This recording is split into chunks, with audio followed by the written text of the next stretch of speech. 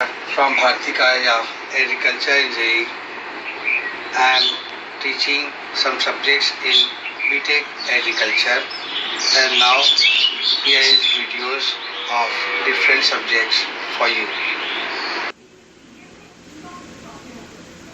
Plant से mainly हम methane gas या CH4 गैस भी कहा जाता है, इलेक्ट्रिक पावर जनरेशन और बायो फर्टिलाइजर के उत्पादन के लिए होता है।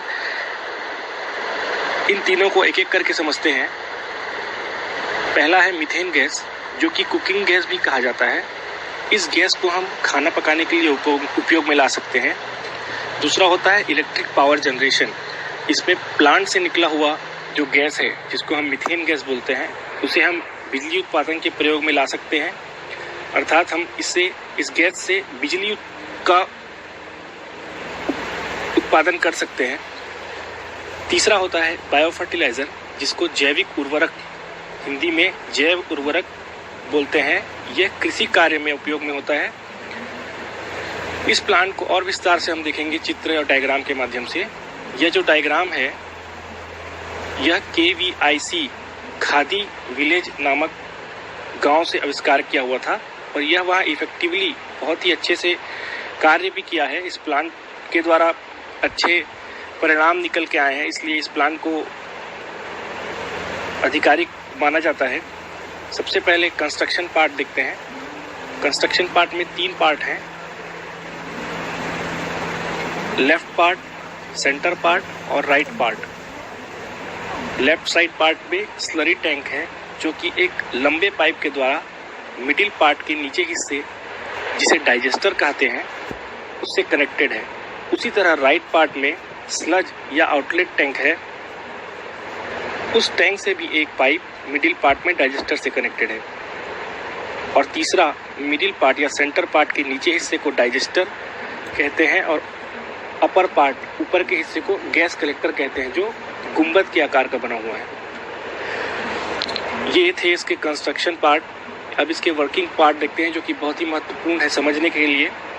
वर्किंग में सबसे पहले हम इनलेट पार्ट में, जो कि स्लरी इनलेट टैंक है, उसमें काऊ डंग और वाटर का 1:1 to 1:1:5 के रेशियो में मिक्स करते हैं, जिसके मिक्सचर को स्लरी कहा जाता है।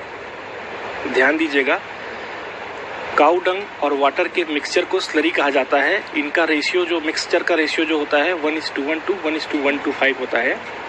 यह स्लरी, जो वाटर और काऊ डंग का मिक्सचर है, वह डाइजेस्टर की ओर आता है पाइप के माध्यम से, और डाइजेस्टर में जाकर कलेक्ट हो जाता है। यहाँ 1 या 2 दिन के बाद इस स्लरी को, जो उनके माइक्रोब्स या बैक्टीरिया हैं, उनमें एनारोबिक डाइजेशन की प्रक्रिया होती है। और एनारोबिक डाइजेशन की प्रक्रिया वो होती है जिसमें माइक्रोब्स या बैक्टीरिया काऊ डंग के हैं, जो ऑक्सीजन के एब्सेंस में क्रिया करते हैं, रिएक्शन करते हैं, और वही रिएक्शन मीथेन गैस का अर्थात CH4 का निर्माण करती है। और यही मीथेन गैस हमारे कुकिंग गैस के लिए उपयोग में लाया जा सकता है। इस कुकिंग गैस को हम ऊपर के गैस कलेक्टर में से कलेक्ट कर सकते हैं। इस गैस कलेक्टर में यह मीथेन गैस आके स्टोर हो जाता है। गैस वॉल को ओपन करके हम इस कुकिंग गैस का, इस मीथेन गैस का उपयोग कर सकते हैं खाना पकाने के लिए।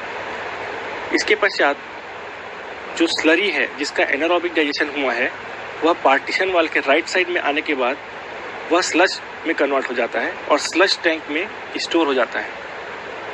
स्लज टैंक में स्टोर होने के बाद हम इस आउटलेट जो स्लज है, उसे केमिकल मिक्स करके बायो फर्टिलाइजर या जैविक उर्वरक के रूप में यूज कर सकते हैं कृषि के क्षेत्र में।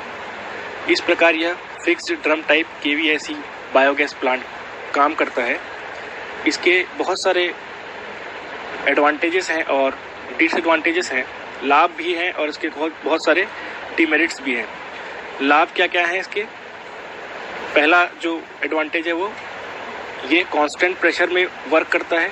कोई भी इसमें एक्स्ट्रा प्रेशर या प्रेशर कम करने की ज़रूरत नहीं। दूसरा है no problem of gas leakage, किसी भी प्रकार का गैस इसमें लीक नहीं होता।